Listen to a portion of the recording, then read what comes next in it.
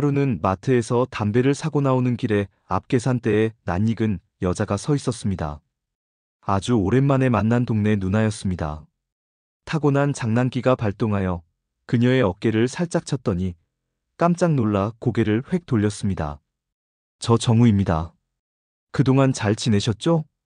나를 확인한 그녀는 살며시 웃으며 말했습니다. 어머, 정우구나. 호호호. 왜 웃으세요? 제 얼굴에 뭐라도 묻었나요? 아니, 그게 아니라 이제 꽤 어른스러워 보여서.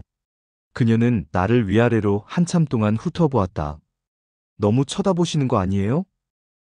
내가 그랬어? 잠깐 미쳤나 봐. 요즘 따라 남자 생각이 많이 나서 그런가. 참나, 제가 무슨 남자라고요.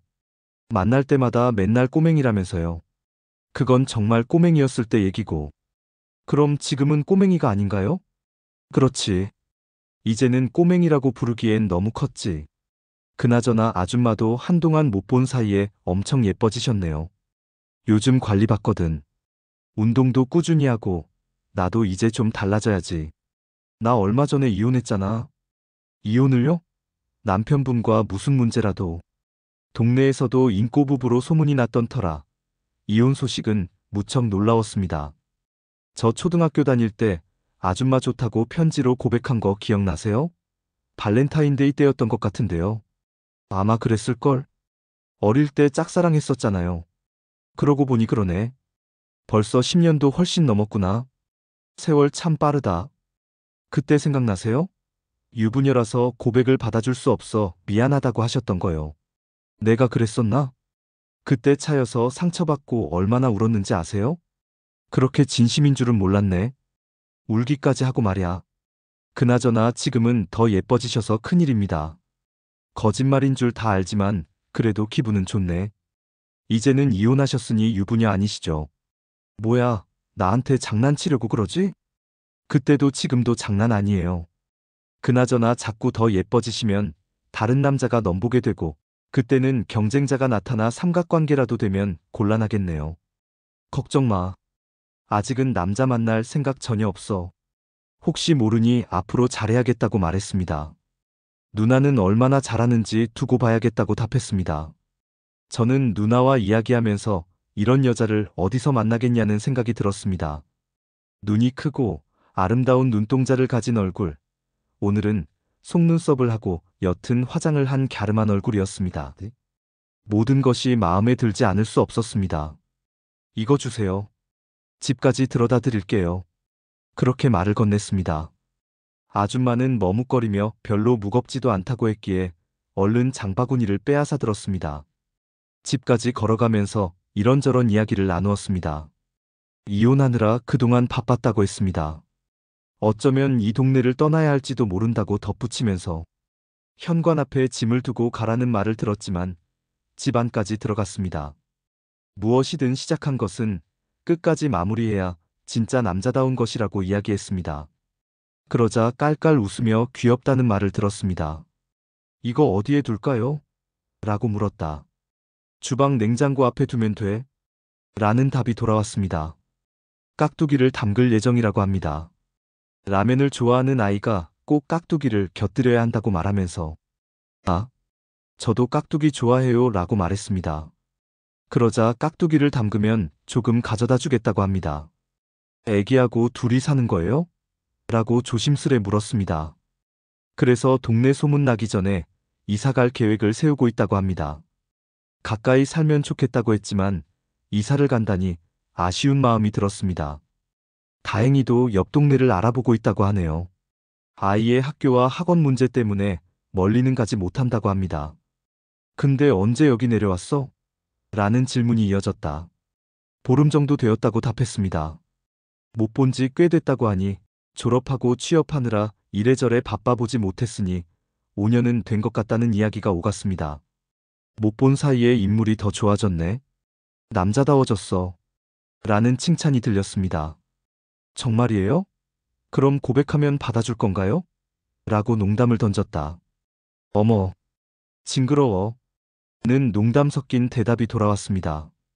앞으로 자주 보면서 지내요. 그래, 그러자꾸나. 누나는 말했습니다. 기왕 온 김에 시원한 커피 한 잔 하고 가. 네. 저야 고맙죠.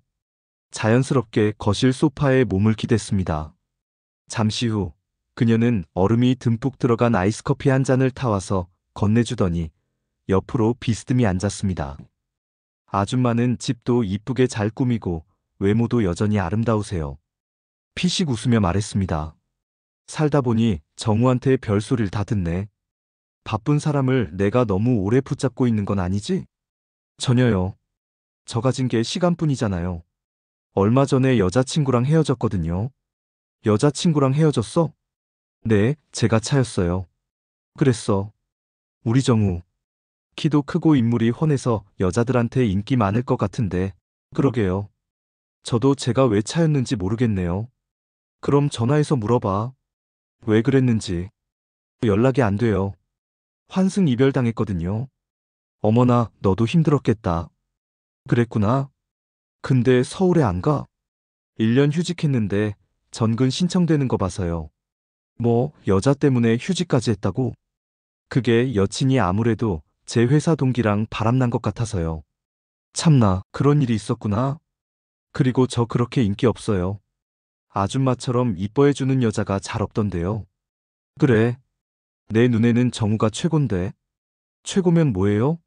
남자로는 안 보인다면서요. 그녀는 아무 말 없이 살며시 미소를 지었습니다. 저는 그녀의 얼굴을 뚫어져라 바라보았습니다. 민망하게 아줌마 얼굴을 왜 그리 쳐다봐. 뭐 어때서요? 쳐다본다고 닳는 것도 아닌데. 그래, 실컷 봐라, 실컷 봐. 우리가 이럴 때 아님 언제 또 보겠어. 이참에 나도 창식이 얼굴이나 제대로 한번 봐야겠네. 창식아, 혹시 내일 시간도 괜찮아? 왜요? 저야 남는 게 시간이죠. 잘 됐네. 내일 부동산에 집 알아보러 가는데 같이 갈래? 저는 부동산에 대해서 잘 모르는데 괜찮을까요? 그럼. 아줌마가 부탁할 사람이 없어서 그래. 요즘 전세 사기니 부동산 사기니 말도 많잖아. 혼자 가기 좀 그래. 그래요. 그럼 같이 갈게요. 그럼 저한테 뭐 해주실 건데요? 너 자꾸 치사하게 그럴 거야? 세상에 공짜가 어딨어요. 그녀는 한숨을 쉬며 물었습니다. 그래, 그럼 말해봐. 뭘 원하는데? 데이트권이요. 데이트권? 네, 저랑 일주일에 한 번씩 석 달 동안 단둘이 데이트하는 조건이요. 어때요? 석 달이나?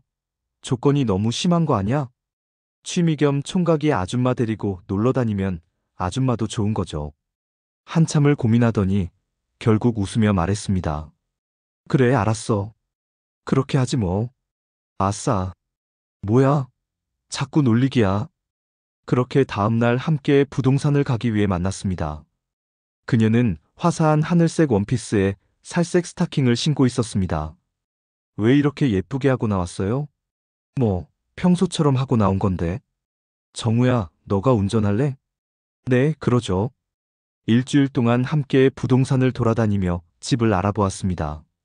카페에서 차도 마시고 가끔 저녁도 함께 먹었습니다. 마치 데이트를 하듯 자연스럽고 편안한 시간이었습니다. 문득 생각이 들었습니다. 전 33살입니다.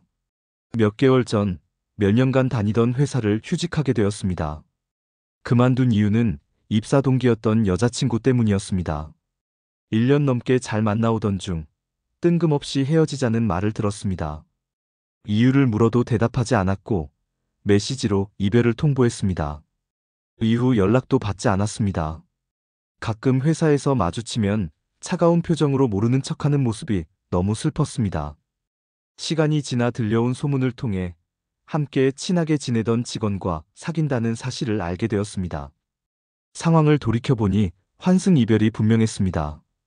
믿었던 사람들에게 배신당했다는 생각에 회사에 다니는 것이 견디기 힘들어졌습니다. 결국 회사에 휴직 신청을 하고 고향으로 내려왔습니다. 여자친구와 헤어지고 깊은 슬픔에 빠져 있었던 어느 날 비가 많이 내리고 기분도 좋지 않아 혼자 방구석에서 치킨과 맥주를 하려고 슈퍼에 맥주를 사러 갔습니다. 그곳에서 우연히 옆집 아줌마를 만났습니다. 마치 운명처럼 느껴졌습니다. 어릴 적부터 오누이처럼 챙겨주던 분이라 자연스럽게 집을 드나들며 가까이 지냈던 사이였습니다. 사춘기가 시작되면서 점차 멀어졌습니다. 그때는 너무 순진해 아줌마의 눈만 마주쳐도 부끄러워 도망치고 숨곤 했습니다. 뭐 사러 왔어? 심심해서 간식거리나 사러 왔어요. 몸에도 안 좋은 걸 뭐하러 먹어. 안 그래도 비가 와서 부침개 할 건데 그거 먹으러 와. 부침개를 먹으러 오라는 말을 들었지만 정중히 거절했습니다. 아니에요. 치킨도 한 마리 시켜놨고 혼술하고 낮잠이나 자려고요. 그러자 혼이 났습니다. 오랜만에 만났는데 무슨 혼술이야? 아줌마 안 보고 싶었냐? 사실 엄청 보고 싶었습니다. 여전히 아름다워 살짝 설레기도 했습니다. 근데 왜 연락 한 번 안 했어? 하하 어릴 때 아줌마가 저 상처 준 거 기억 안 나세요? 내가 언제? 저 아줌마한테 고백했다가 차였잖아요. 호 그것 때문에 연락 안 했다고? 참나 너가 그렇게 말하니 어이가 없네. 장난스럽게 대답했습니다. 사실 훨씬 더 멋진 모습으로 아줌마 앞에 나타나고 싶었거든요. 그렇게 자연스럽게 그녀의 짐을 들어주며 함께 집으로 향했습니다. 유치원생 때부터 알고 지냈으니 벌써 20년이 훨씬 넘은 세월이었습니다. 5년 전부터 주말 부부로 지내다 얼마 전 이혼을 했다고 했습니다. 그 말을 들으니 마음 깊은 곳에서 뭔가 끓어오르기 시작했습니다. 이제 유부녀가 아니라고 생각했습니다. 겉으로는 위로하는 척했지만 속으로는 기뻤습니다. 아파트 전셋집을 알아보며 동행하면서부터 사이가 급속도로 가까워졌습니다. 물론 남녀 사이로 말입니다. 이후 매일같이 점심상을 차려 집으로 부르기 시작했습니다. 정우야, 밥 먹으러 와. 하루는 평소와 다른 야시시한 원피스를 입고 있었습니다. 그 모습에 깜짝 놀라 나도 모르게 침을 꿀꺽 삼켰습니다. 기분이 심란해서 분위기 전환 삼아 스타일을 바꿔봤다고 했습니다. 그러면서 술 한잔 하고 싶다고 했습니다. 함께 마시다 보니 어느새 해가 지고 있었습니다. 정아는 언제쯤 들어와요? 고 물었더니 친구들과 서핑하러 동해 쪽으로 여행을 가서 오늘은 집에 들어오지 않는다고 했습니다. 그래서 대낮부터 술을 마셨던 것 같습니다. 둘이서 술을 마시다 보니 아딸딸해져 옵니다. 누나도 술에 취해 여자친구와 왜 헤어졌냐고 집요하게 물었습니다. 솔직하게 1년 넘게 만나오다 보니 재미가 없어 차였다고 말했습니다. 정확히 언제 헤어졌냐, 어떤 스타일 여자를 좋아하느냐 등 여러 가지를 물어보았습니다. 술 기운에 거침없이 속마음을 털어놓았습니다. 사실은 여친이랑 속궁합이 안 맞아서 헤어진 것 같아요. 그러자 눈이 커지며 진지하게 집중하기 시작했습니다. 아줌마 이런 얘기 좋아하세요? 그럼 나 야한 얘기 엄청 좋아해. 여자 경험이 별로 없어서 여친에게 부족했나 봐요. 라고 말했습니다. 대충 알겠다. 뭘요? 몇 마디 하지도 않았는데 안 봐도 견적이 딱 나오잖아. 문제는 바로 너야. 정우 너. 너의 자신감 없는 지금 모습만 봐도 둘 사이가 뭔지를 알겠다. 서로 취향이 너무 달라. 그렇다고 한쪽이 양보해서 맞춰주는 것도 아니고 말이야. 내 말이 맞지? 네, 서로 자존심 때문에 싸우기 바빴죠 뭐. 그래. 정우 너부터 바뀌어야 해.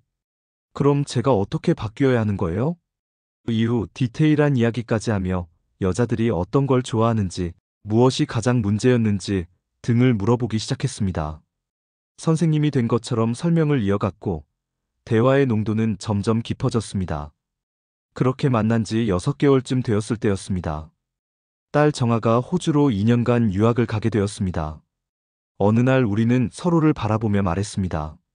정아가 유학 가면 혼자 지내기 너무 외로울 것 같아. 정우가 우리 집에 들어와 살면 어떨까? 망설일 이유조차 없었습니다. 당연히 좋다고 대답했습니다. 그렇게 동거가 시작되었습니다. 신혼처럼 행복한 나날이 이어졌습니다.